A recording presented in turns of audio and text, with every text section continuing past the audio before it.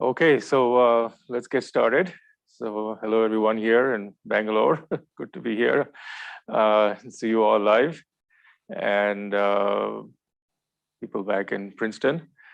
So we're starting at 6:30 p.m. here in India and 8 a.m. in the US. And the lectures will be there's 6 more lectures, including this one. That'll be Monday, Wednesday, Friday this week and next week. So we'll have lectures on Fridays, although we haven't had those before. And the format is very similar. I think there's 2 boards here that I'll write on, and the Zoom link is different, but everything else should be the same. And feel free to interrupt with questions. I think I should be able to hear you as I lecture on. Okay. Any questions from the audience here? All right. So I suspect there's some change in the audience, and not everyone is familiar with the things I've covered in the previous 20 lectures, hard to believe. But this part of the course will be relatively independent of what we talked about in the previous part. Although today's lecture will connect to things I talked about at the end of the previous lecture, although again, I'll try to make it somewhat self-contained. And so we'll talk about the Luttinger relation in various models of metals important for quantum condensed matter. And then we'll go on to sort of a different phase of the course where we'll talk about metallic phases without quasi-particle excitations. And, quasi-particles are present everywhere in all the phases we talked about, not only in Fermi liquids, but also in the fractionalized phases where the partons became quasi-particles of different types. All right, so the model we're considering is the Anderson lattice model. It's supposed to be just a general model of electrons which are moving in 2 bands. So in some compound, like you say, uranium, beryllium-6, uranium, beryllium-13, you have the C electrons, which are called the conduction electrons, which are, say, on the beryllium atom. And then you have the D electrons, which are, say, on the uranium. So, and this is a very common situation in many compounds. And the difference between beryllium and uranium is that the orbital in uranium is much smaller. So the Coulomb interactions, the repulsion between 2 electrons on the same atom is much larger. So that's the general class of models we're considering, where there's strong correlations and strong interactions in one band, but not in the other. So here's a simple general model that you can imagine. You have the mobile electrons on the weakly correlated bands. Then you have the strong repulsion UD on the D sites of this band. They could even be hopping on the D sites, but I've just left it out. It's supposed to be weak. But what's definitely present is this hybridization, as it's called, W, between the 2 bands. So an electron hopping here can hop onto the W site, on the D site, and then come back. So the key property for our discussion today is the issue of conserved quantities, conserved densities in particular. So in this Hamiltonian only conserves the total density of all electrons.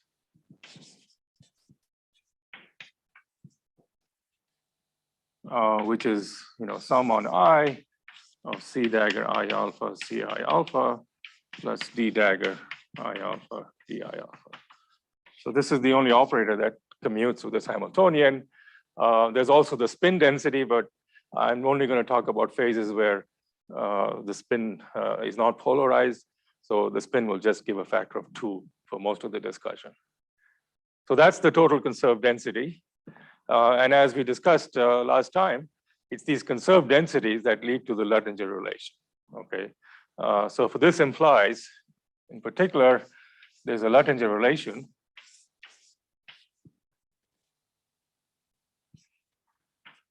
that says that there's a Fermi surface. There could be multiple Fermi surfaces. For simplicity, I'll have just draw one Fermi surface.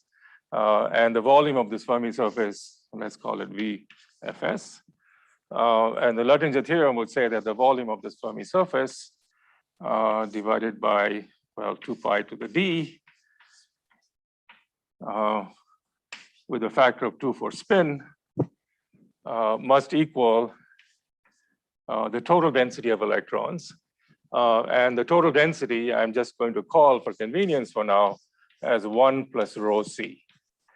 The idea is that approximately, but not exactly, of course, there's 1 electron per site on the d orbital and rho c electrons per site of the c orbital. And the density is measured per unit cent volume, so it's a dimensionless number. So this should be equal to 1 plus rho c.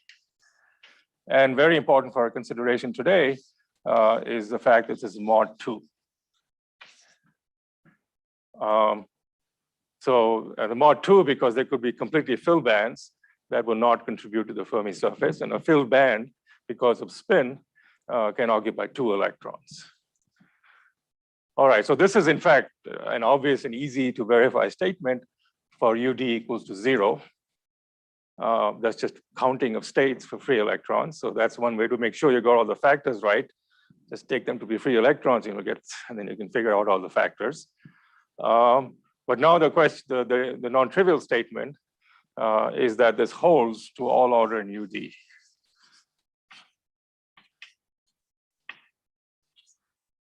In the interaction. So if I start from the free fermion state and go all the way up to any order in UD, I discussed exactly how you can even define precisely the location of the Fermi surface momentum space, and the shape can change, but the volume is going to remain the same. Okay. All right. So this is a non-trivial experimental prediction. That no matter how large UD is, if I believe perturbation theory anyway, I'm going to see what's called the large Fermi surface. This you're going to call the large Fermi surface here. Large because it includes all the electrons. All right, so that's a highly non-trivial prediction, and it's been extremely successful. So you take many heavy fermion compounds, as they're called, and you measure the Fermi surface by various experiments, and to high accuracy, you find this works. All right, so that's a comforting situation, and people felt this meant that you could never violate this kind of sum rule. But now it's become clear in the last 20 years or so. There are also various experimental indications that I won't discuss here.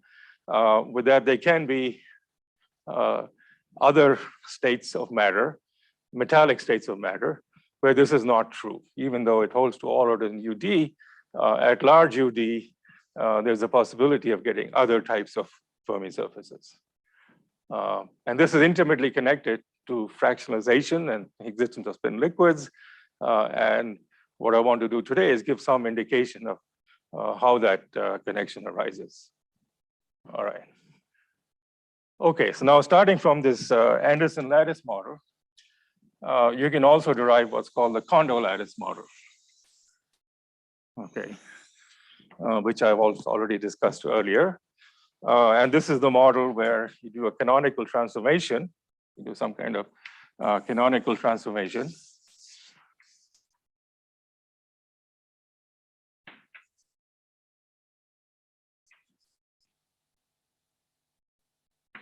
And you get the Kondo lattice model.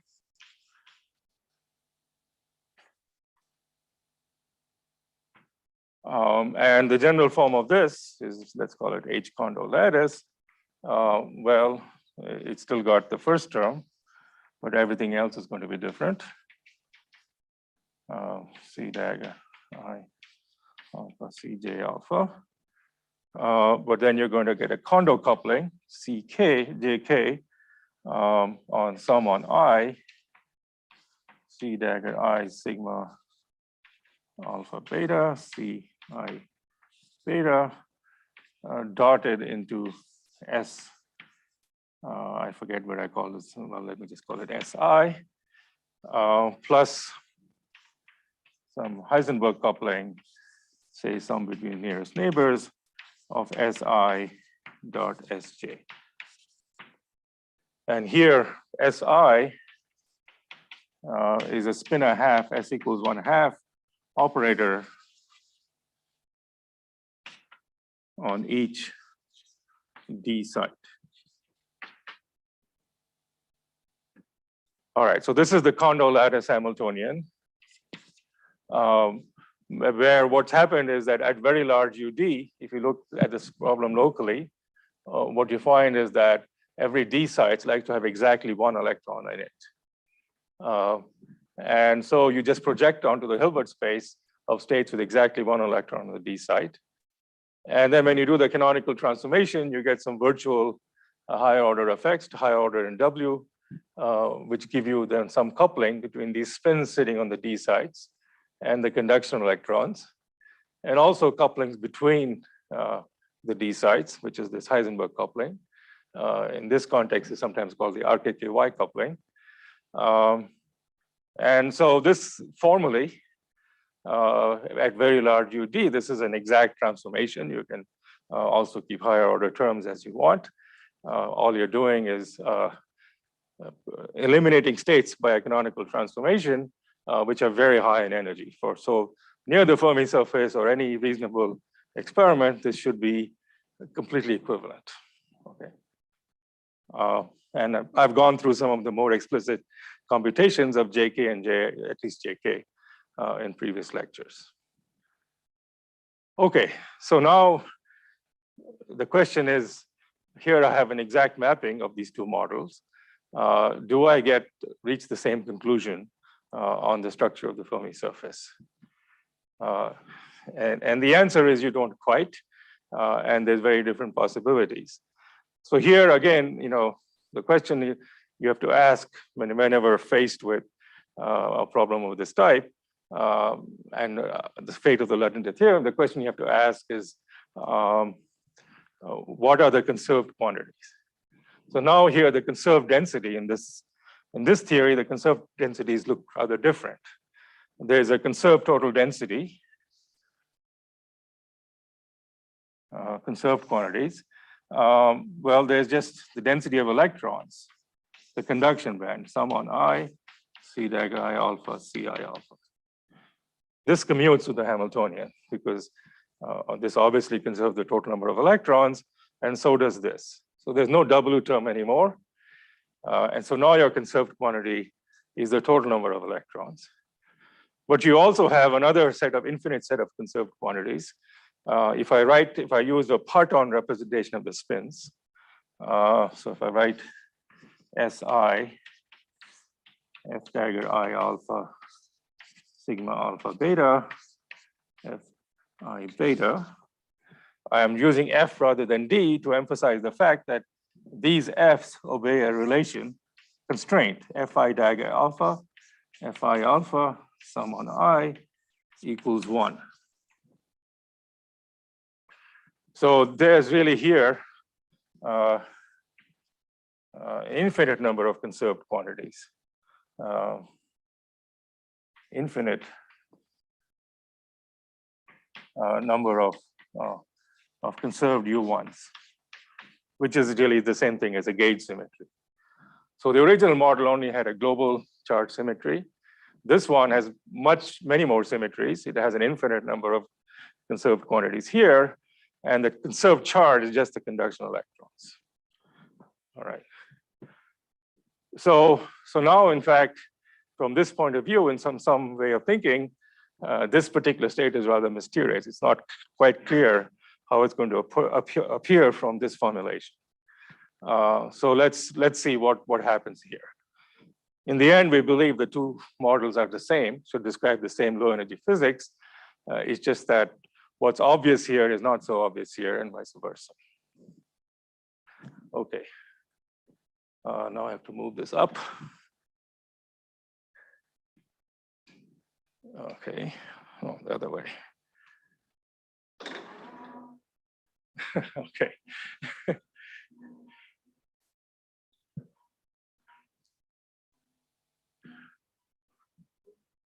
Yeah. Sorry?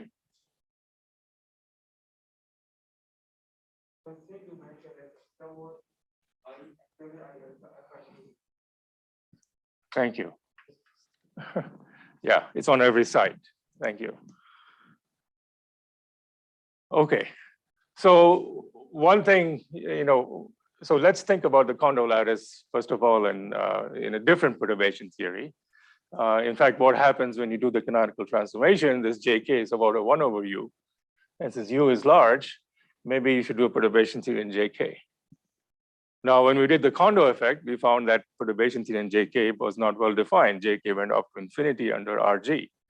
But now you're not doing the Kondo model, we're doing Kondo lattice, and there's also this exchange coupling. So you can imagine something more exotic could happen. So let's consider the following situation where you have, let's take first JK equals 0, and say the spins are on some strange lattice, like say a triangular lattice. And the JH are exactly such that this forms, say, a spin liquid. So you get some spin liquid that we've studied in great detail. And to make life simple for us, let's even imagine it has a gap. Maybe it's a Z2 spin liquid with a gap. So that's what the F spins like to do. They form a spin liquid. And so at JK equals 0, this right now we're talking about, let's say at JK equals 0. So if we diagonalize this part of the Hamiltonian, we get the spin liquid. If you diagonalize this part of the Hamiltonian, I get a small Fermi surface. So this here, the size is determined by just rho C. That 1 has gone into the spin liquid. Okay. Okay, so this is the small Fermi surface. All right, so now you turn on a non-zero JK. So you have a coupling between these two, which is JK. And you can do perturbation theory in JK. Well, I won't go through it because there's some mean field calculation of nodes that do effectively that. But it's quite easy to see when you do the perturbation theory that the usual proof of the Luttinger theorem, starting from JK equals 0, will also still work. The Luttinger theorem is a perturbative theorem, but you're free to decide which point to perturb from. Here we perturb from the free electron limit. Here we're going to perturb from the JK equals 0 limit. And so we can do the same perturbation theory. We'll get some Green's functions for these conduction electrons, which will have a self-energy, they'll obey the Luttinger-Watt theorem, and all of that will go through because those are very general constraints. And so we conclude here that all orders in perturbation theory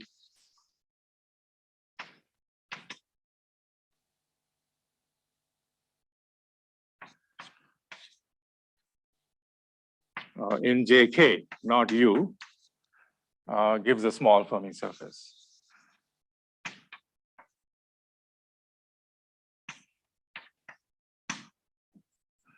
Okay, so we seem to have violated the Luttinger relation. At least what we have violated is perturbation theory in U, but nobody said perturbation theory U had to work. Here's another regime where we're doing a different perturbation theory, and maybe that's sensible. And so this is obviously a different phase from that phase. So this violation has come at a price. And in fact, the purpose of today's lecture is to show you that price is something you have to pay. You can't violate it without paying the price. And the price you're paying is that in the spin liquid, there are fractionalized excitations with fractionalized excitation. Fractionalized neutral excitations with carry spin 1/2. Fractionalized neutral excitation, that is neutral in the electron density. Neutral excitations which carry a fractional spin but no charge. So these really have to be there. I'll try to convince you today to have any hope of violating the usual Luttinger theorem. Yeah. So at K equal to 0, the spin liquid is sort of decoupled from the electrons, and the spin liquid, one can just look at the spin liquid and think that there is this extension of Lipschulz Matisse type of theorem, Oshikawa Hastings I'm going to talk about all of that. Oh, okay, today. Okay. Yeah, that's the whole topic of the lecture. Okay. Yeah. But I mean, at least at JK equal to 0, you so that is independently true for the spin liquid sector, and you are going to argue that the fallouts of that theorem continues for non-zero JK? I think the way to think about this is that there are two different ways to do this, and I'm going to present both. One way that I'm presenting now is entirely self-contained and doesn't make any reference to the hosting Oshikawa and flux piercing in toruses. I'll talk about that if time permits. But the way I'm doing it right now is I'm just taking an infinite system and I'm doing the usual Luttinger arguments that we went through in a previous lecture, but I'm not doing it in a more general context. Usually they're presented in a perturbation theory in U. Now I'm doing a perturbation theory in JK. So, I have some Green's function, GC for the conduction electrons, V omega minus EK minus some self energy of K and omega. And for the self energy, I can draw some graphs, which will have some C here, and there'll be a spin operator, and there'll be some spin-spin correlation functions that I need to know. Now, these are much harder to evaluate because I need to know the exact spin-spin correlation function in the spin liquid. But let's say in principle, I know all spin correlation functions in the spin liquid. Then I can just use the usual time-ordered perturbation theory and compute sigma, okay? And then because of the structure of this theory, I'm also very confident that this integral over d omega g d sigma d omega will be 0. Okay, so this is a perfectly self-contained argument and makes no reference to any topology. It's in the infinite volume limit. And it tells me that there is a stable state like this with a small Fermi surface and fractionalized excitations. So this is called the state, I guess I've already called it FL star. The star to remind you that there are these fractionalized excitations that must be present. All right, so this is to me, a very satisfactory argument, but it relies on, again, like the old perturbation Luttinger theorem, it relies on some perturbative arguments, starting from some other limit. Okay, that may be, some people are happy with that. I'm usually happy with it. But to really put the nail in the coffin, we can also give a non-perturbative argument, which I'll come to in the second part of this lecture. Okay. But here, one more thing I want to do, which I also mentioned last time, but going over it again, given the week break. You can now ask how in the Kondo Lattice theorem, so once you take this point of view, FL star seems like an obvious state. It wasn't obvious because nobody talked about it for the longest time, but it is obvious once you think about it the right way. But from this point of view then, how do you get the large Fermi surface? So from this perturbation theory, how are you going to get the other state? If this Kondo Lattice formulation, it gives us something new, well, okay, but why should I believe it? Can the Kondo Lattice formulation give me the other state? So let me quick review how that's done. Okay, so now, and there these symmetries will play an important role. Okay, so I think I'm going to erase this here because, okay.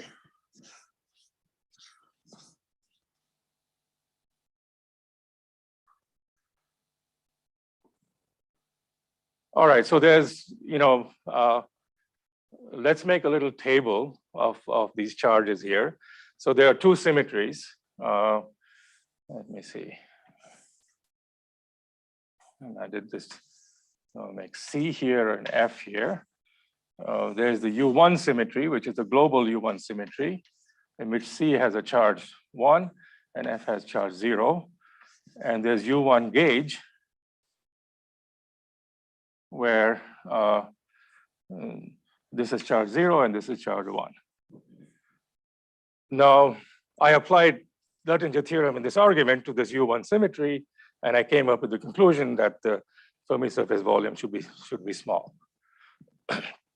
You can also apply Luttinger arguments to U1 gauge, and they end up giving you some constraints on the spin-ons here. If the spin-ons have a Fermi surface, then there's a separate constraint of the size of the spin-on Fermi surface. So that's a constraint on the structure of the spin liquid, which is related to many things we discussed in the first part of the course. But yeah, I'll say a little bit more about that by the end of this lecture. All right. Okay, but now the question is, how do I get the large Fermi surface from this formulation? Well, the way you do it is, yes. One-to-one mapping. Use the mic. So there is a one-to-one mapping between these two Hamiltonian, but Right. still violating Luttinger relations. This seems to be counterintuitive. Yes. So how to understand? Well, that's what I'm trying to explain. So perturbation to UD gives us one answer. Perturbation in JK gives us another answer. Okay. So now I'm going to go beyond perturbation in JK and get the old answer. Okay. Okay. Now, So this violations means is because I'm doing this perturbative calculations, and that's the issue here. nothing has been violated. Both are valid answers. In fact, the answer is there's two possibilities. The Kondo lattice formulation is more powerful because it can show you both. The Hubbard model, the Anderson lattice formulation only seems to give you one. But that's a weakness in the perturbation theory, not in the model. Okay, the models are the same, and there are two phases, the FL and FL star. The Hubbard model, Anderson lattice formulation, the FL is obvious. In the FL star formulation, once you think this way, then FL star is, in the Kondo lattice formulation, FL star is obvious. Now what I want to show you is that you can also get FL in the Kondo lattice approach. Yeah. Any other question? Yeah, All right. one more question. Yeah, go ahead. So if I put add interactions between the C electron also, so you Yeah. mentioned the interaction is weak, Yeah, then still Luttinger relation is valid? absolutely. Okay. You can add all kinds Any of terms. interaction. Okay. You know, this relation I just erased, integral d omega g d sigma d omega equals 0, is extremely general. You can throw almost anything to it. As long as you're doing a perturbation theory, it'll work. Okay. So the Fermi surface volume is a very robust thing in perturbation theory. It's just that here we're doing a rather unconventional perturbation theory. We're starting from a state. The spin liquid state has, you know, long range topological order of some type. And usually we don't start from such a complicated state as the 0th point of a perturbation state, but that's what we're doing. Yeah. Thank you. Okay. Okay, great. So now again, I have to recall, how do I do things non-perturbative in JK? So we had this large M mean field theory.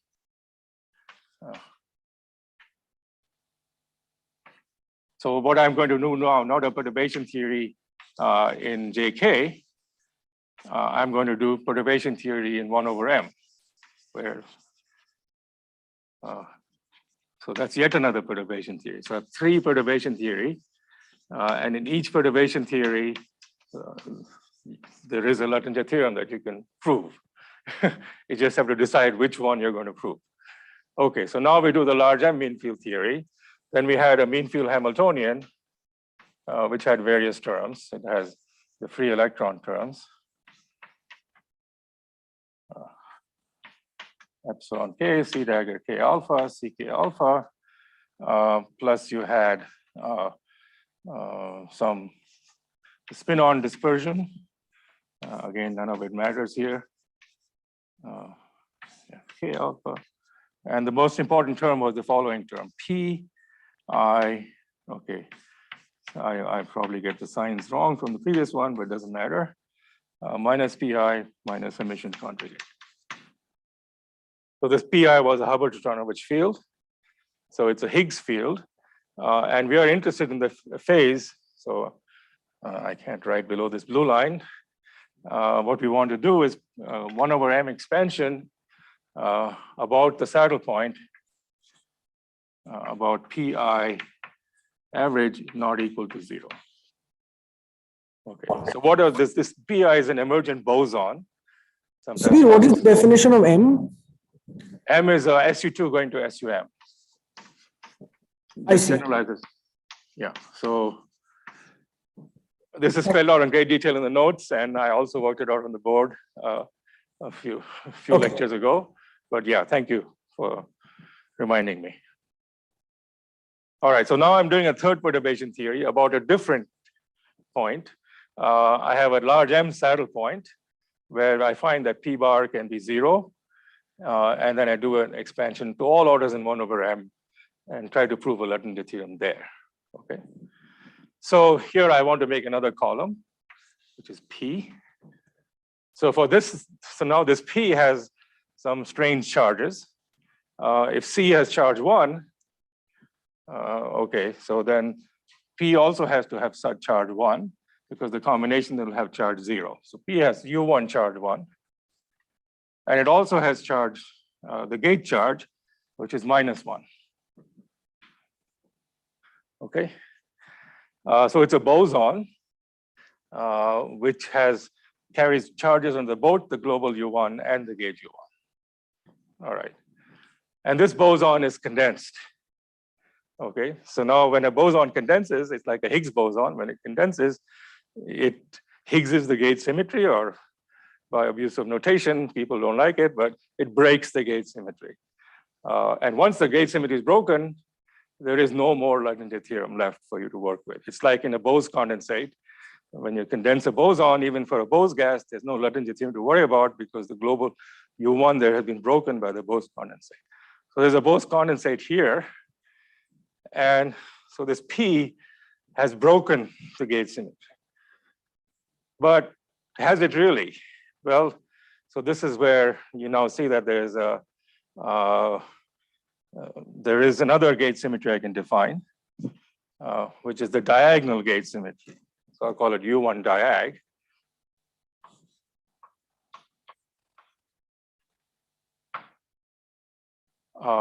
And under U1 diag, if I've got it right, the U1 diag is basically the gauge transformation where you transform U1 and U1 gauge together. Okay, so you just add up these charges. So you'll get 1, 1, 0. So there's a U1 diagonal gauge symmetry, which is just gauge transformation with the gauge transformation is the same. It's global. The transformation is the same in this U1 gauge and U1 global. So this U1 diag is the sum of these two gauge fields. And so the P boson has charge 0. So U1 diag is not broken. So the correct gauge symmetry I should work with, the correct U1 symmetry I should work with is U1 diag. So if I want a Luttinger theorem, the Luttinger theorem should apply to U1 diag in this phase. So what does the Luttinger theorem say? It says, well, you have a Fermi surface, and the volume enclosed by the Fermi surface is the total charge. And what is the total charge? Well, the total charge is 1 plus 1. It counts both C and F. So that's the large Fermi surface. Okay, so that's how you get in the 1 over M expansion, the large Fermi surface. So I can say that here. Let me say that over here. So phase with P bar equals 0, not equal to 0, has U1 diag unbroken.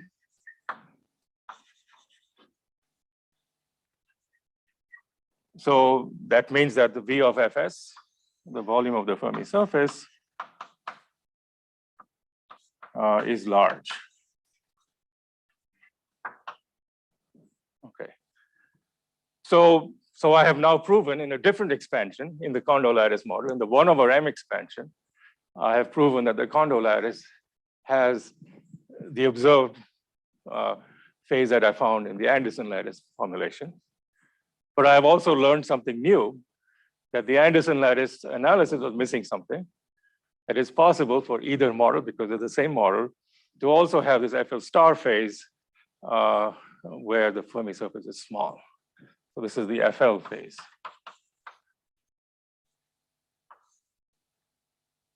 So what we see is that now we also see the nature of the phase transition between the FL and FL star. The nature of the phase transition is a phase transition involving Higgs condensation. You have a Higgs field P, which is condensed in the FL phase. So that's sort of analogous to the Higgs field in our universe, which is condensed in the, in the Weinberg-Salom model and gives us the theory of weak interactions and fermion masses. In this case, the analog of the fermion masses is this term here, which mixes the C dagger F. And this is the hybridization. So the two bands mix, and that's completely analogous to the way the Higgs boson gives masses to the electron and other leptons by the condensation of P by the Higgs boson. So that's completely, here you don't get a gap, but you get a mixing that gives you a large Fermi surface. And the other phase where P is not condensed, well, then you really have to apply the, since when P is not condensed, then you have more constraints to worry about because you have more symmetries. And so there's this U1 that gives you the small Fermi surface, and this U1 gauge gives you all kinds of constraints in the structure of the spinlet. Yeah. Yes, go ahead, UN. Hi, Subir. Hi. Just to clarify the table, the three of U1. The first U1 is a global. The second U1 gauge is dynamical gauge. But the last one, the third one, the U1 diagonal is global, right? Correct. It's global. It's global. Yeah, it's global. That's what I think. Yeah. I mean, what's relevant for Lattice theorem is just global symmetries. But gauge, they can also be gauge. You just take the global subgroup of the gauge symmetry.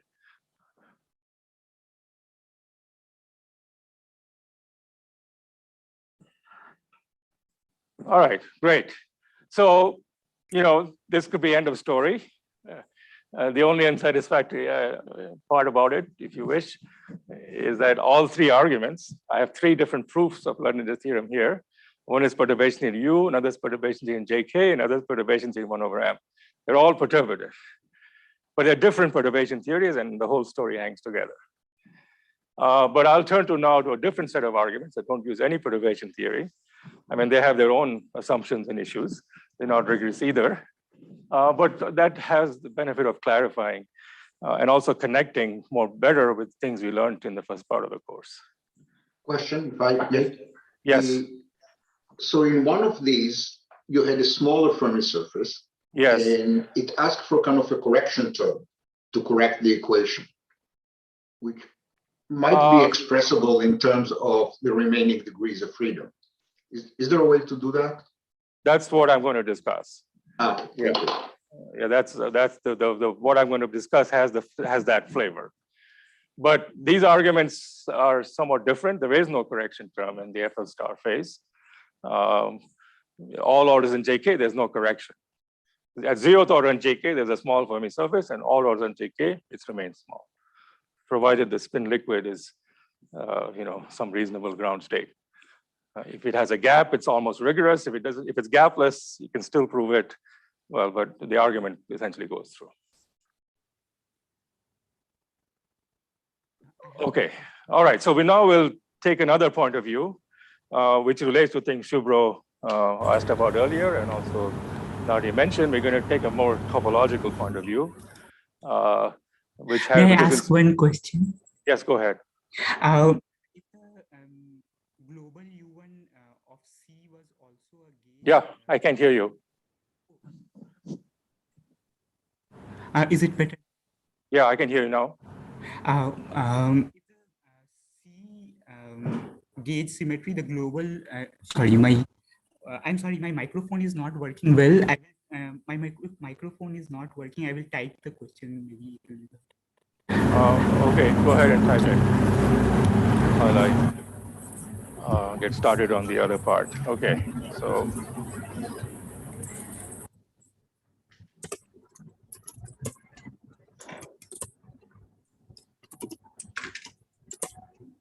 All right, so this argument that I'm going to present due to Oshikawa, who was in turn inspired by the Laughlin argument for the quantization of the Hall effect. And so there are, so it's connects very naturally to all these fractionalized phases that we have already discussed.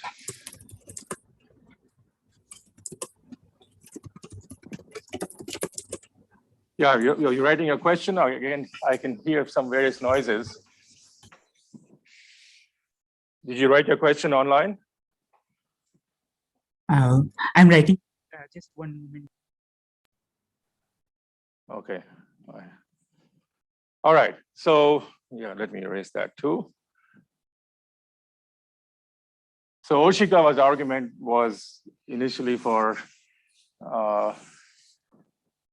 just proving Fermi's liquid, and the extension that I'll discuss later was done by Senthil and his co-authors, including me. All right, so let's first present Oshikawa's argument.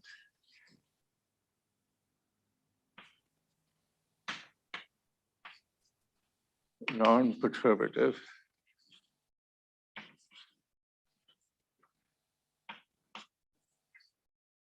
argument. Okay, so we take some lattice and we just imagine that we're in 2 dimensions on a square lattice, which has perfect translational symmetry. I'm also going to just ignore the spin. We'll just talk about spinless electrons with some density, with some interactions. And we're going to assume the ground state is a Fermi liquid. What that assumption entails, I'll come to in a minute. Yeah, okay, the question. If the global U1 symmetry of C fermion was also gauge symmetry, then the condensation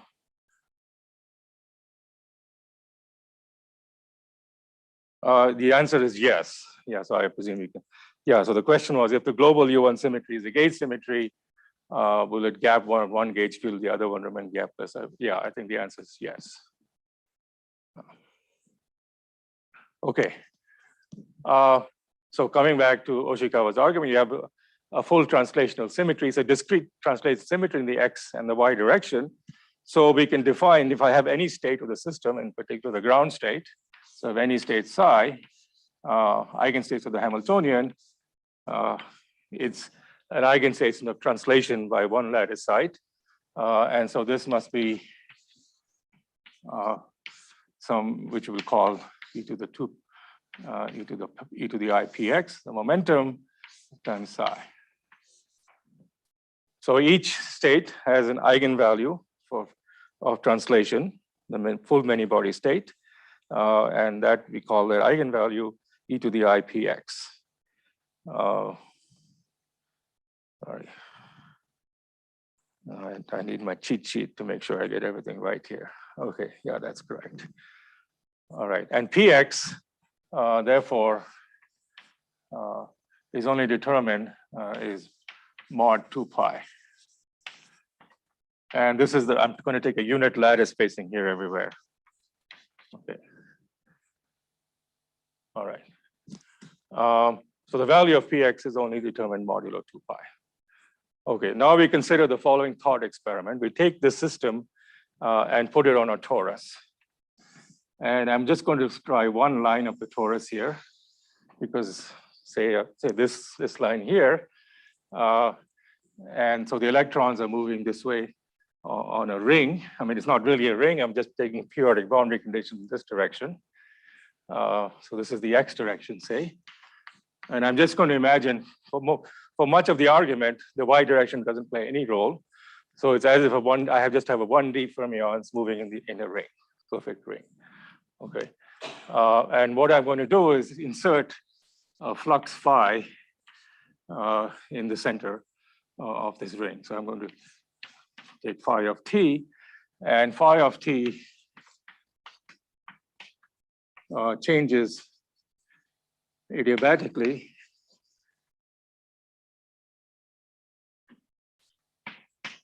from 0 to 2 pi.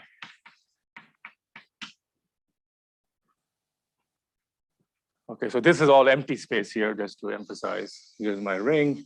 I've just shown you one. It's a ring here. And this is where the electrons are. So there's no flux where the electrons are. the flux is entirely in the hole of the torus. Okay. So as I'm sure you know, the flux, once phi go to 2 pi, the final state is gauge equivalent to the original Hamiltonian. You can do a gauge transformation and get rid of this. It's a non-local gauge transformation. And really the whole game is understanding the effect of that non-local gauge transformation. So let's just consider, a simple tight banding model of electrons moving in this direction, and then the Hamiltonian would be cosine of be minus t c dagger I e to the I, the vector potential, which is a constant, e to the I plus x.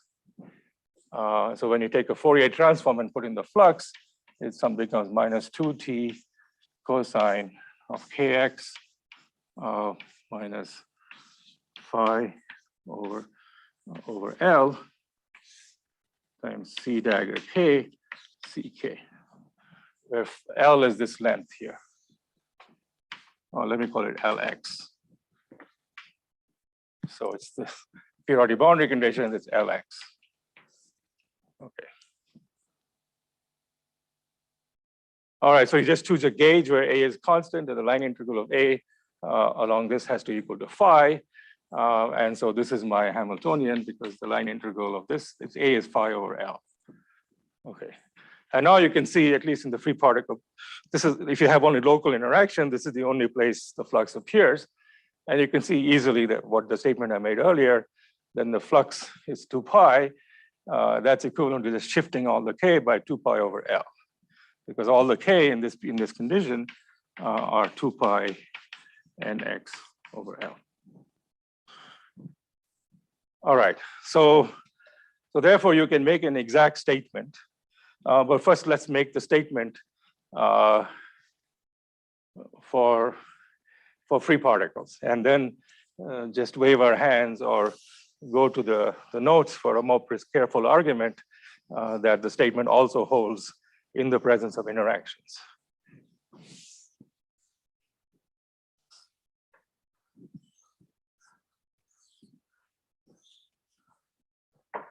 So what happens here as you change the flux phi very, very slowly? So let's make a picture of it. Oops. So you have a band here, and you have a bunch of states.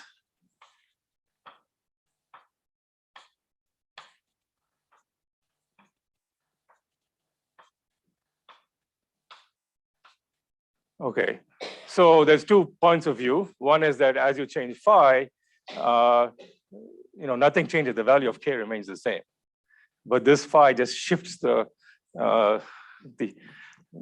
states by 2 pi. So you get another set of states where this is shifted by 2 pi. So let's see, the minimum will be at 2 pi. So okay, I'm going to exaggerate the shift here. Probably I shouldn't have put so many points.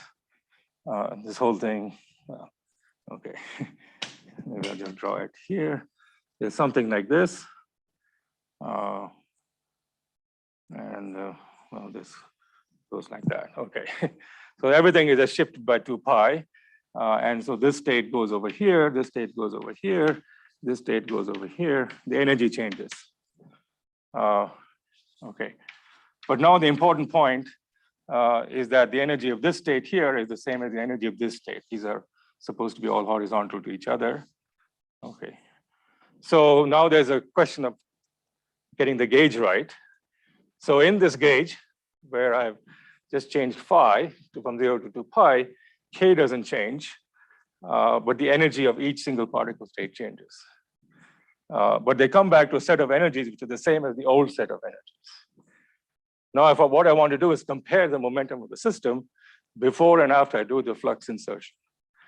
Now, for that to be a sensible comparison, since the 2 systems are gauge equivalent, I should compare the momentum in the same gauge. Okay, so it should do a gauge transformation, which corresponds to getting rid of this phi. And you can see how to get rid of it, just shift kx by 2 pi over L. So this tells us, so in the same gauge,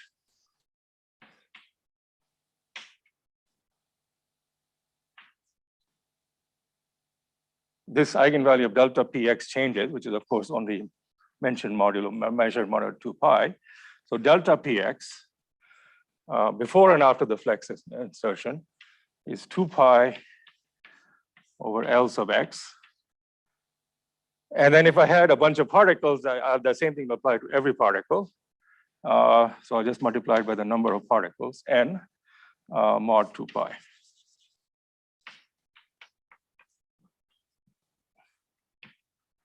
So this is a completely rigorous argument with no assumptions whatsoever. It's just a question of looking at the commutation relations of the Hamiltonian with the translation operator in the presence of a flux. That's worked out in more detail in the notes. But the argument is very simple. You can just see it right here. It's only the kinetic energy that depends on the flux. All the interactions we assume are local. They conserve total momentum. So that doesn't change the change in total momentum. So there is a change in total momentum due to the flux insertion, which is exactly equal to 2 pi n over Lx. So this is an exact statement and a non-perturbative statement. True for any system. There is no ifs and ands and buts on this statement, provided you get your gauge transformations correct. Okay. All right, so now we have a very useful exact statement for the full Hamiltonian. Yes. Should the flux phi be quantized in some way? No, I'm just have some external magnetic field and I'm just slowly changing the flux. It's not quantized. I mean, I'm not considering a superconductor. Even in a superconductor, the flux is not quantized. It's just that it has minimum of energy at integer multiples of h over 2e. So this modulo 2 pi, it can only shift by this certain amount. What does it say for the flux phi then? Well, I do an experiment where I insert flux here, and the total flux changes from 0 to 2 pi. If I change to some other flux, I get a different system, which will have a whole different set of energy levels. But when I put exactly flux 2 pi, I can just see from this Hamiltonian that nothing's going to change, because if this is 2 pi, I can just shift the momentum by 1 here and absorb that shift. But I can only do that at 2 pi because n has to be an integer. Okay, yeah. So this is for flux changing from 0 to 2 pi. Understood. Yes, yeah. So I slowly, I follow the same state and I insert flux 2 pi and look at the change in momentum of that state. Thank you. Okay. All right, so now basically what we're going to do is we're going to make some ansatz for the many-body ground state for a particular system and look at its low energy excitations. We're going to say, well, this is a very slow flux insertion, so this change in momentum must all be due to some very low energy excitations in the system. And so we're going to figure out how much energy is, how much change in momentum is captured by the low energy excitations and equate it to this exact value. Okay. So that's the next step. So this step is completely rigorous. The next step will involve some assumptions.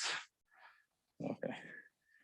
And you'll get different answers depending upon what assumptions you make about the nature of the many-body ground states. Since we don't have any exact many-body ground state, we're going to look at various examples.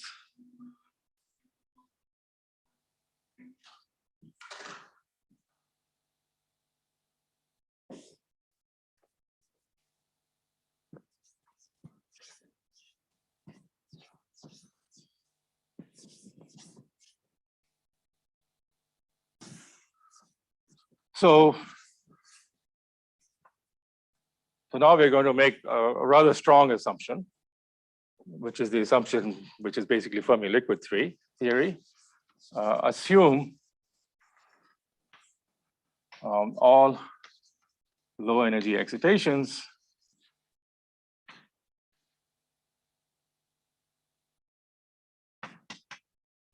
are quasi-particles, are fermionic quasi-particles of charge 1.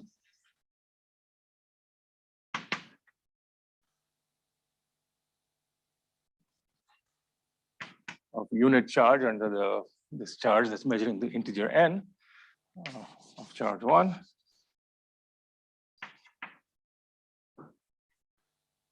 Around a Fermi surface.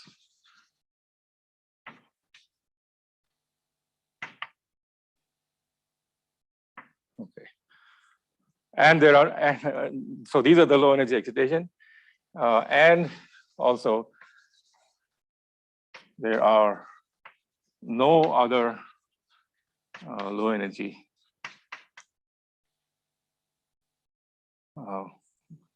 modes on a torus. This is actually now you can see where we're going with this.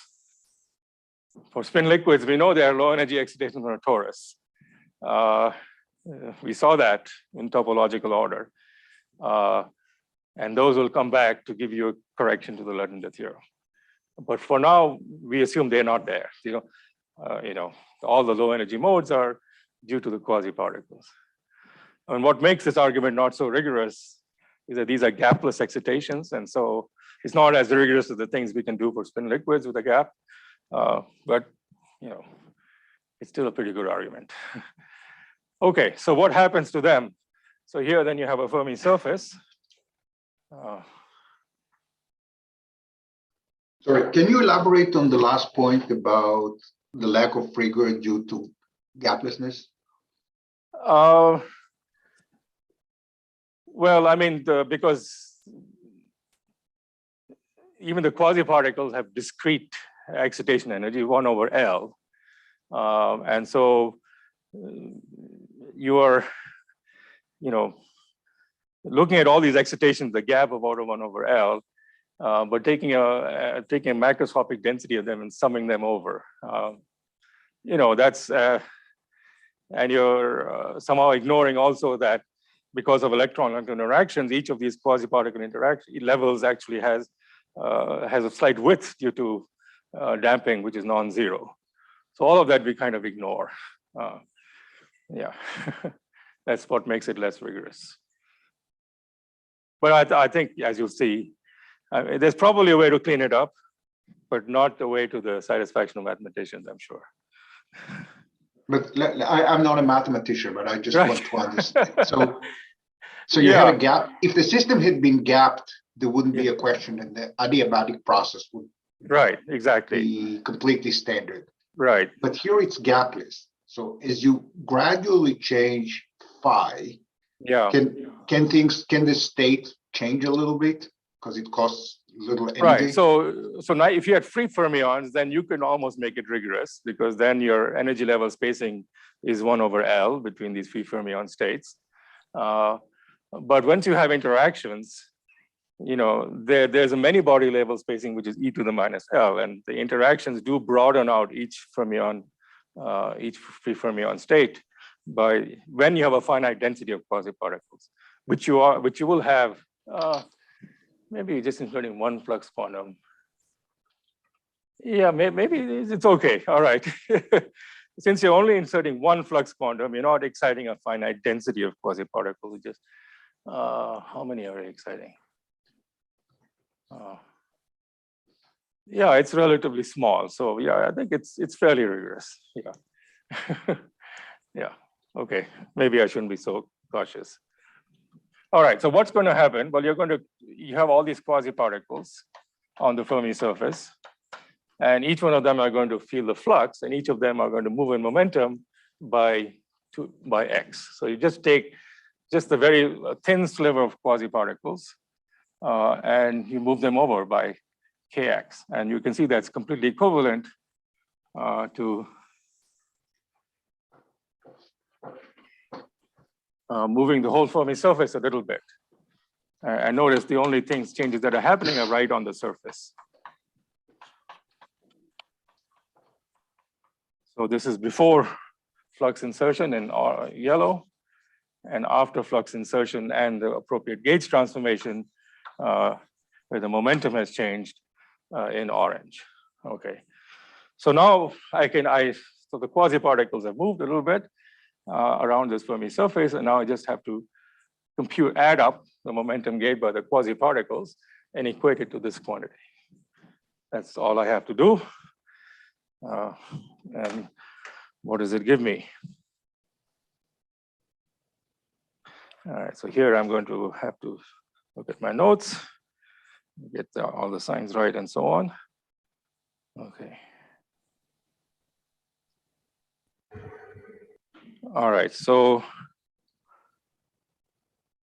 what is this? So the change in momentum, delta px,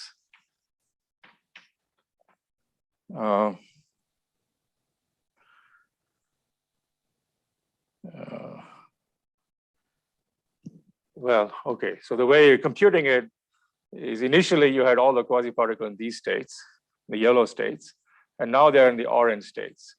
And so you just add up the momenta of all the particles here and all the particles there, and subtract the ones over there. So this is going to be sum over all p times delta np times px, where delta np in this region, here delta np is 1, and here delta np is -1. Okay, so now you can see that this is equal to an integral around the Fermi surface, a surface integral of px times, and this thing is delta p dot dsp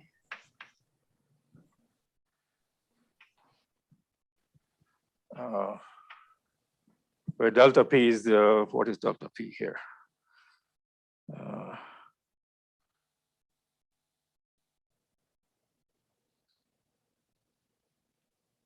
Delta p is a vector which is 2 pi over Lx. Okay, here delta p, that's not in the notes. Dot dsp, where dsp is the normal here. Okay, times the phase space volume, which is Lx Ly over 4 pi squared. Okay, so this is just a bit of bookkeeping, and I'm sure you can check this. It's just a way of computing the positive area of this little shell and the negative area of that shell. Okay, and then adding not just the area, that's this term over here is +1 in this region and -1 in this region, but after integrating over the angular, the radial coordinate, and then you just have the angular coordinate around this direction to integrate over. Oops. Right. Okay, so now you can use Gauss's law and evaluate this.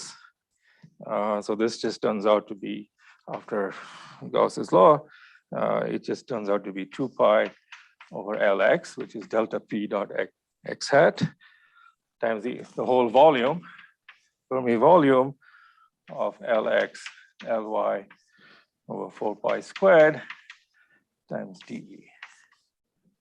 Okay, where dV is the momentum space volume. All right, so there you have it. And so now you take this result here and equate it to that, and you have your statement of Fermi's of the Luttinger relation. Okay. Okay, there's this small issue of the mod 2 pi that you have to take into account. This is a mod 2 pi, and you know here you have n over Lx, where n is of order Lx Ly. This is a very large number compared to the 2 pi. So this is not entirely there, but what you have to do then is do the argument for both directions in x and y, and insert some small number integer of flux quanta, which mx and my in the two directions, which are relatively prime. And when you go through all of that, and you just look at the generalization of these relations, you conclude, in fact, the correct relationship is that this Fermi volume integral dV over 4 pi squared is equal to 2 pi is equal to n over Lx, Ly, mod, in this case, mod 1, because there's no spin. And this has this, right units. This is units of 1 over area. This is also units of 1 over area. Okay. All right. So that's Oshikawa's argument, a beautiful argument, which, of course, as you can see, is much simpler than Luttinger-Watt function and all of that. And its main assumption is right here, but it's very clearly stated because you see exactly what's involved. It's just saying that there are low energy quasi-particle excitations whose momenta shift by 2 pi over Lx. And you just count them for different flux insertions in different directions. And when you put it all together, the only consistency requirement you end up, the only consistent solution you end up with is this one right here. Subir, a quick Yes. question. This whole argument is couched in the language of K-space Fermi surfaces and their volume. Is Yes. there anything at all that survives if there's even a small amount of disorder in the problem? So K is not a good quantum number. Yes, good point. So there are Luttinger arguments in the presence of disorder. That's actually also in the notes. But those arguments, those Luttinger theorems, those Luttinger relations are expressed in terms of, knowing all sets of eigenfunctions of the Green's function at 0 frequency, which are there, and you can compute them in principle, but they're not very useful. It's not expressed in terms of quantities that you can easily measure. But there is definitely a Luttinger theorem, even for disordered systems. I don't know how to do the flux insertion arguments in that case. Yeah, probably it could be done, but in the notes I've written down the statement of Luttinger's theorem for a disordered Fermi liquid. Okay. Okay, how am I doing on time? 20 minutes. Okay. All right. Any other questions? Okay, so now we are to the central point where we're going to put together the first 2 parts of the course. I did Fermi liquid theory and its descendants in the first part of the course. Second part of the course, I did spin liquids, but let's just focus on the simplest case, the Z2 spin liquid, and then ask what happens in a Z2 spin liquids. But we already know there are other low energy modes in a torus for a Z2 spin liquid. And therefore, to get this Fermi volume, so this is now goes to right to Nadi's question, if this Fermi volume is going to be anything other than the right-hand side, there better be another contribution from the Z2 spin liquid, which makes up this rule. You cannot ever change this rule, okay? So what we're going to do is do a flux insertion for a Z2 spin liquid, and then show you that in fact, it has in fact a change of momentum, which is 2 pi over Lx, where n is the number of sites, so density of 1. It gives you precisely the right momentum change. And therefore, in FL star phase, it can eat up exactly the density of 1 on the d sites in the volume of the Fermi surface. Okay, so now we're going to do the Oshikawa's flux insertion argument for a Z2 spin liquid. So here the assumption will be a fermionic quasi-charge run around a Fermi surface, and those of a Z2 spin liquid. So here, this is sort of similar to the perturbation theory and JK argument. We start from JK equals 0, and then we did perturbation theory in JK. And here we're doing this roughly the same thing. We're saying at JK equals 0, I have a small Fermi surface and I have a Z2 spin liquid. Then I turn on any interactions I want between the 2 sectors. And I'm going to show you that this is satisfied if and only if this Fermi surface is small and has size rho c, because the Z2 spin liquid has these stable topological global excitations, which coupling to any other system is not going to affect them at all. Okay, so it's effectively the same as the JK equals 0 perturbation theory argument, but here it's a little, again, a bit stronger because you're making the argument on these topological excitations we know are super stable.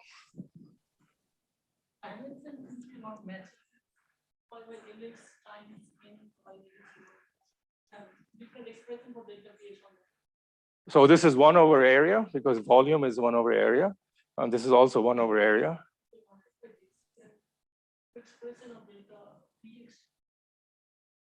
Yeah, so there's a few more steps between, but I think they're all okay. There's an LX here that will cancel with this LX here. There's a few more steps to change the mod 2 pi to the mod 1, but that's a bit of mathematics, which I cannot possibly get right on the board, which is actually in Oshikawa's paper. Actually, there's a nice paper by, I should also mention, Paramakanti and Vishwanath, which probably has the cleanest statement of that step. It's a little bit of mathematics with prime numbers, and relatively prime numbers you can show you get from here to there. Okay, so now we just have a Z2 spin liquid. So there's various ways to do this, and the simplest way I know to do this, and I apologize to students who may not be familiar with it, is to use the language of the Chern-Simons gauge theory. So, and I'm just going to do that. We won't need this for the rest of the course, but let me just do it, and we can discuss later if you want to know a bit of the background. So we just consider only a Z2 spin liquid. So we just have this part, forget about the other part. Okay. And a Z2 spin liquid is described by topological field theory.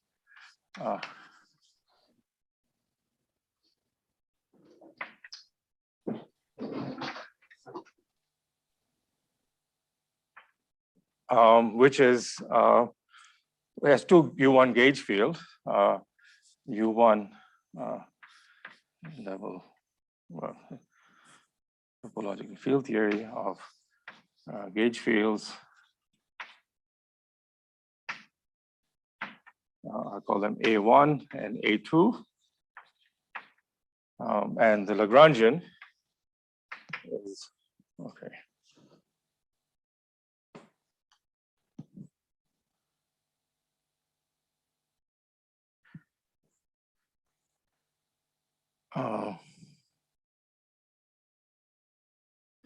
Okay, is I over pi, it's A2 wedge dA1. So that's the usual Lagrangian.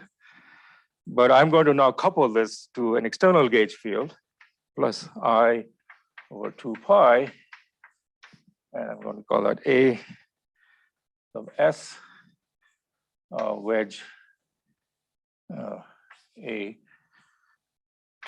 Okay. So there's 2 gauge fields, not A1 and A1 and A2. This is the usual Lagrangian that gives you the properties of the Z2 gauge spin liquid. And this is some external gauge field that's coupling to the flux of A2. And what are A1 and A2? Now, I think you will remember I defined these Wilson line operator. I had the WN. So WI is on the X of the Y direction. Sorry, Subir. Yes. Is capital A a 2 form or a 1 form? Or is there a D missing the second one? There's a D missing. Okay, thank you. Yeah, A is a 1 form. So I had these things, WX was I integral dx of A2x component. No, W is A1, sorry. And I had Vx or Vy, let's say, is exponential I dy of A2y. And these, because of this Chern-Simons term here, these Wilson line operators obey the algebra Wx Vy is minus Vy Wx. So that we derived many different ways.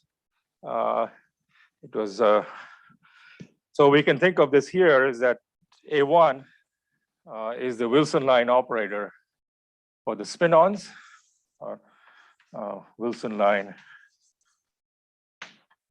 for the E particle. And the other guy is the Wilson line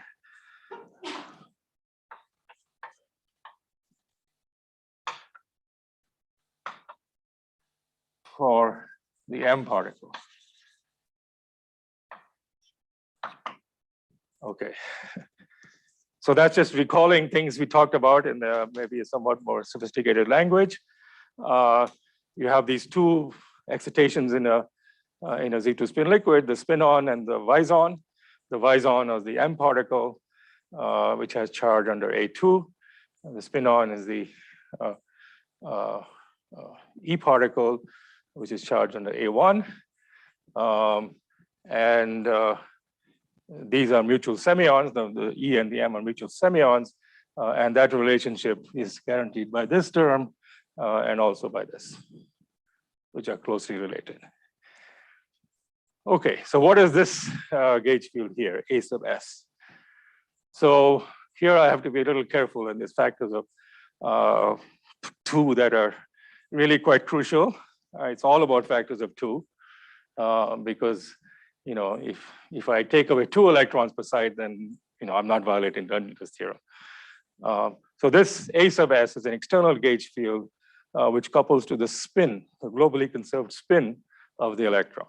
So for this theorem to hold, I do need spin, or at least SZ, to be conserved. Okay, so what I'm doing here is I'm going to do a flux insertion where I only add a flux that acts on, say, the spin up particles and not the spin down. So where is the, yeah. Oops. I hope I can move the board up now. Which way does this go?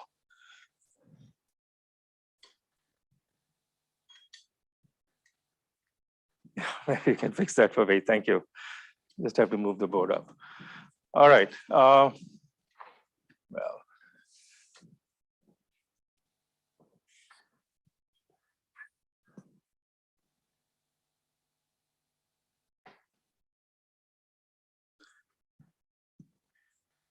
Yeah, okay.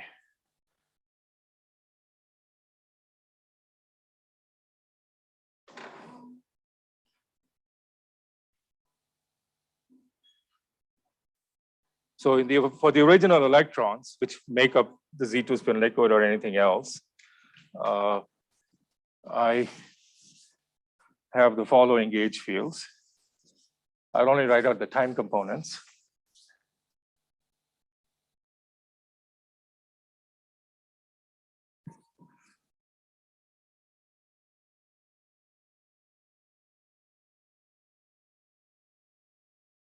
Okay.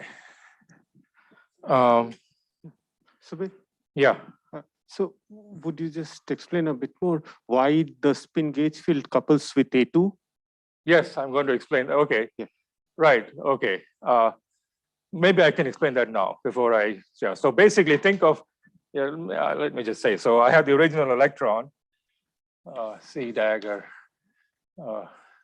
I alpha d by d tau, and it's going to couple to the usual gauge field A tau, the usual minus I A tau minus I A S over 2 times sigma z alpha alpha times C I alpha. So I have 2 gauge fields. One couples to the spin component, spin of the physical electron, and the electron has spin 1/2. That's the factor of 1/2 here, and A tau is the unit charge of the electron. Okay. So now this A sub S is the same as that A sub S. A sub S tau. Okay, so what does that tell us? Well, that tells us that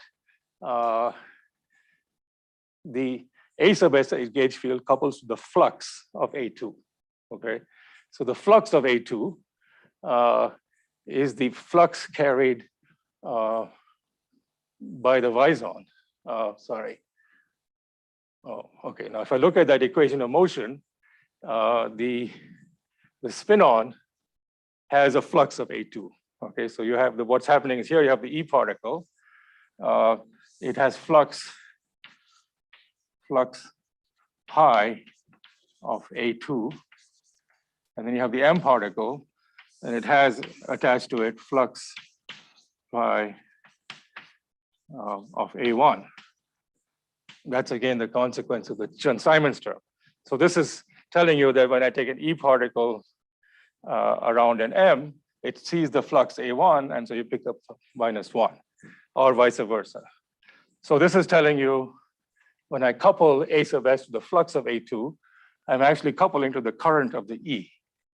So this is just telling me that the E particle has spin a half. Okay, and that's why that's the 1/2 pi, this is pi, so that gives you a factor of 1/2. Okay, yeah, so I should maybe write that up there. That's a bit taller. So this tells us E particle, well, let me write it here, E particle has spin Sz equals 1/2. Okay. All right, so now I'm going to do a flux insertion of 2 pi with, yeah, okay. So I only wanted to act on the upspin particles. So I'm going to do a flux insertion. I'm going to take As is equal, let's call this AE. AE times 2 is equal to phi over Lx. So I'm going to insert flux As, which is phi over Lx, and AE is, phi over Lx, and the net effect will be to put flux phi on spin up particles and no flux on spin down particles. Hopefully I got this right. All right. So now, this is the final PSW resistance. Now I recall a very important relation that we all had deduced a while back for the effect of translations on a Z2 spin liquid. So in a Z2 spin liquid, we had looked at the effect of translation on this Wilson line operator Vx and Vy. And what we had concluded that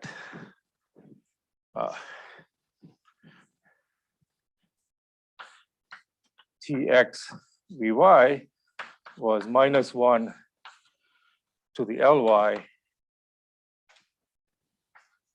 times Vy Tx.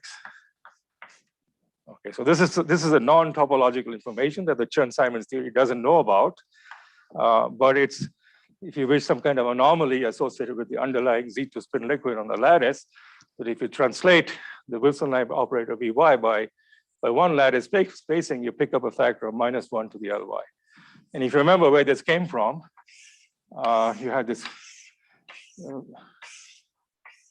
Vy was a product of sigma x operators on these links, and you moved it over here, and you end up getting the product of sigma x operator on these sides. And then you had the relation that product on sigma x on each side was -1 from the constraint that you have one particle per site for the odd Z2 spin liquid. So this is exactly what we need here. Okay. So now all we're going to do. So this is only in the phase where it's -1, not in the phase where it was +1. Right. If you take the phase +1, then you have an even number of integer spin, which corresponds to even number of electrons. And in that case, there's no difference between the small and the large Fermi surface, at least in terms of the volume mod 2. So you won't get any contribution, but that's just fine. There can still be a FL star phase, but its Fermi surface volume is not anomalous if you have an even integer spin liquid. For an odd integer so spin liquid, if we change Ly by 1, we just add another layer of sites. Yeah. What is going to happen? This is going to oscillate. So we want to apply this for all possible values of Ly. We want to equate this to, okay, the delta Px that's gone for all possible values of Ly. It has to hold for every Ly, and we're going to use that fact. All right, so what's the time? It's 4 minutes, okay. So let me just finish this argument here. So now we have Ax, this is phi over Ax, okay. So I'm just going to take that large term in real time. So that time evolution operator.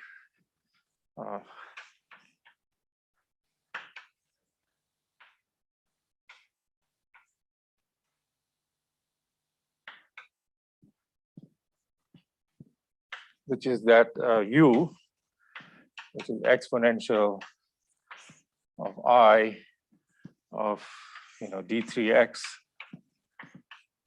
of epsilon mu nu lambda a as mu d mu a2 lambda. Okay, so we know what a sub s is. It's right here. And let's just call A2, we're going to take it spatially uniform. We take A2y is some theta y over Ly. So here's my A2. Here's my A sub s. It's only in the x component here. Okay. So I insert this A2 and this A sub s in here. I can do the integral. And you see this just becomes e to the I theta y, which for this A2 is exactly Vy. So the effect of time evolution of the flux insertion of 2 pi gives us, the effect of that is to put a Wilson line Vy on the torus. So if I can draw this, this is really the main point. Sorry, what if this u, so you say it's the time evolution operator, is it a function of time? No, so I'm doing this flux insertion adiabatically, and I'm just evaluating the time evolution operator for that process. And I'm just so it's taking the integral of the time evolution. It's d3x, yes. So when you wrote time evolution operator, u is not the time evolution. What did I do? I made a mistake. Okay. No, it is. So you get a d phi dt, you get a d theta dt, and you integrate over time, and this becomes e to the I theta.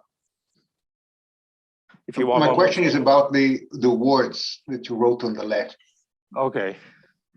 Time evolution operator? Yeah, so this is I'm doing a time evolution where I'm inserting flux from 0 to 2 pi, and it's the operator that performs that evolution. The flux insertion operator, okay. Maybe that's better.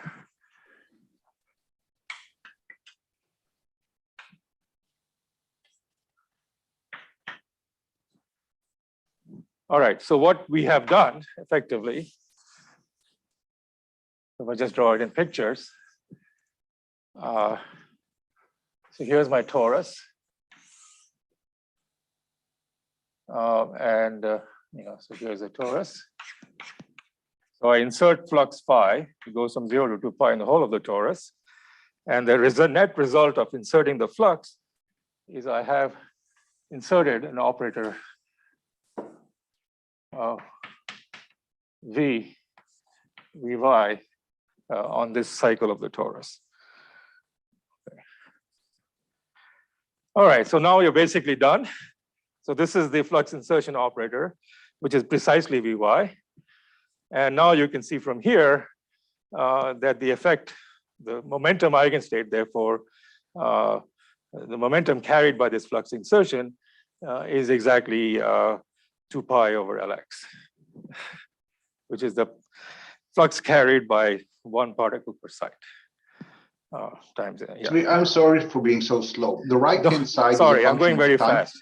Yeah, go ahead, please. Vy on the right-hand side of the last line is an operator acting at time t. Also, the commutation relation of Tx and Vy that you wrote, these are operators acting at a particular time.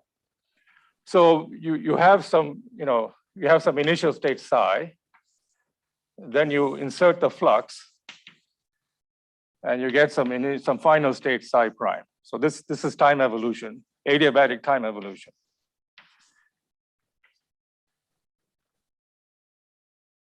And you end up with some other state psi prime at the end of this evolution. And all I'm saying is that psi prime, the final state, is just Vy times psi. That's what this operator in the topological field theory tells you.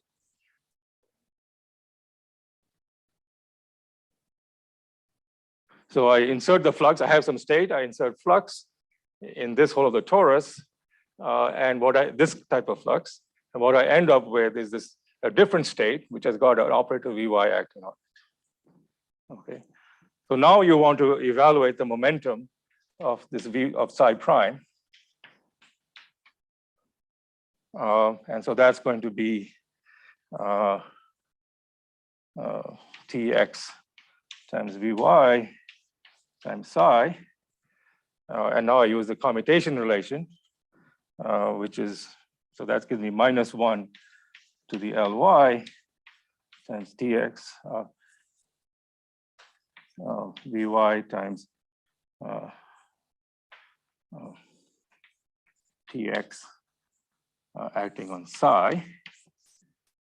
Okay. But Tx acting on psi, we know this has state of definite momentum. So this is equal to -1 to the Ly times Vy times e to the I initial Px acting on psi. And then this I can write as,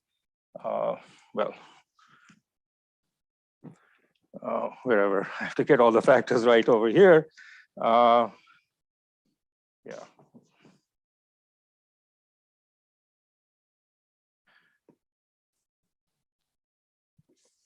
So this turns out to be,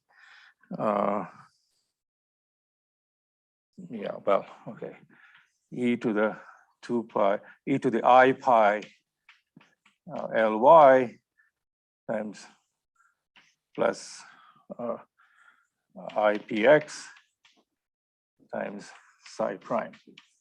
So the momentum of the state psi prime differs from the momentum of the state pi x by this extra factor. Okay, and now you just work that through and all of the factors of 2, which is in the notes, and I'm out of time. But I think all the factors of 2 are correct in the notes.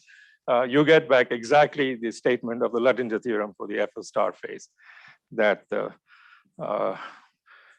contribution to the right-hand side of the momentum balance equation is precisely that of a Fermi surface with a density of 1 electron per site, with spin up and spin down. Okay. All right, so now you can see why this particular relation is so important for everything. It was initially seen as some kind of constraint on the structure of odd Z2 spin liquids and led to all kinds of complicated theories of confinement. And it's also exactly the relation that allows you to get a more exotic Luttinger theorem in the presence of a spin liquid. Okay. All right. So thanks a lot. See you on Wednesday.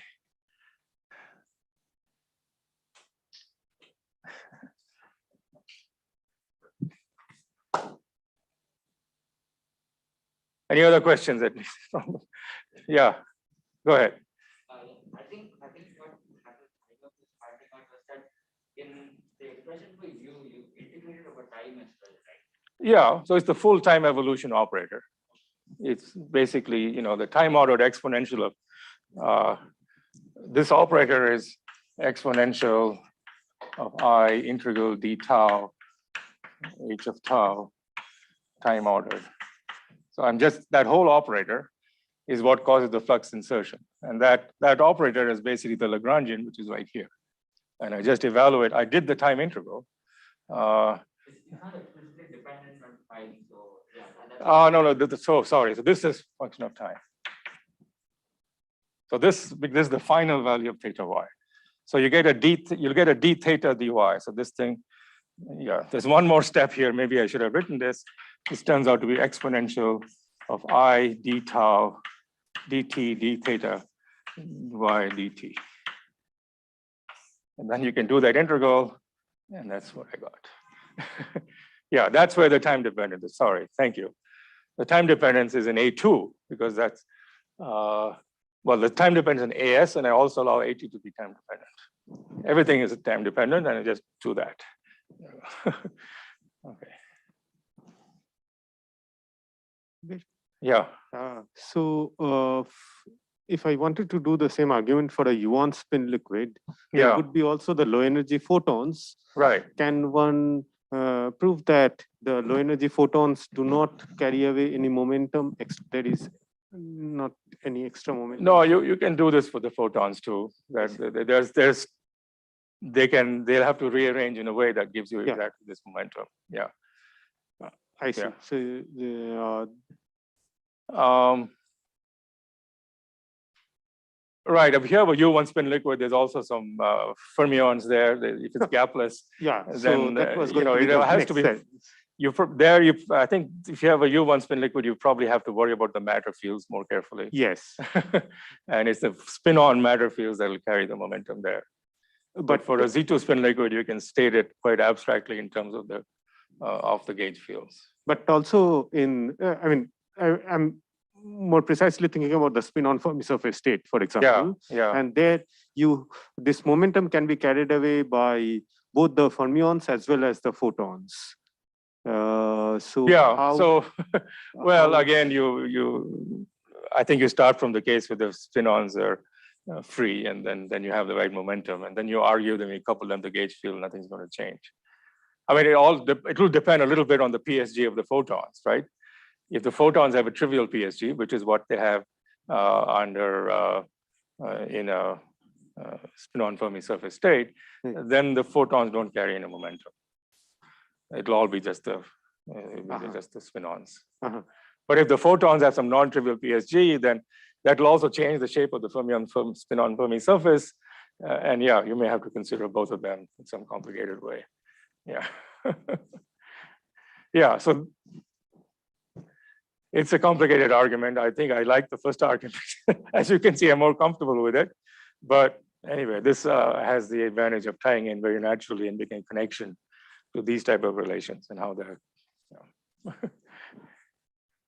I think there's a paper by Dominic Elzen-Senthil recently, which does this in a very sophisticated way using all kinds of SPT phase technology. I don't understand much of it, but it's a very nice paper. And the key really is making a connection between this flux that you're inserting. The flux that you're inserting is you're gauging some global symmetry. And that's what you insert at the outset. And that flux insertion has an action in the low energy degrees of freedom of a spin liquid, which do not carry the global, which is the action of Vy, which is not the global symmetry, it's it's some kind of emergent gauge symmetry. And so what's happened here is that the mutual Chern-Simons term was crucial. It connected the global symmetry to the internal symmetry. So this is what they call as there's some kind of homomorphism between the UV group and the IR group. And to figure out that homomorphism, really you need to know something about the structure of the spin liquid. For this particular Z2 spin liquid, we know everything about it, and particular this property, and we can see how it all works out explicitly.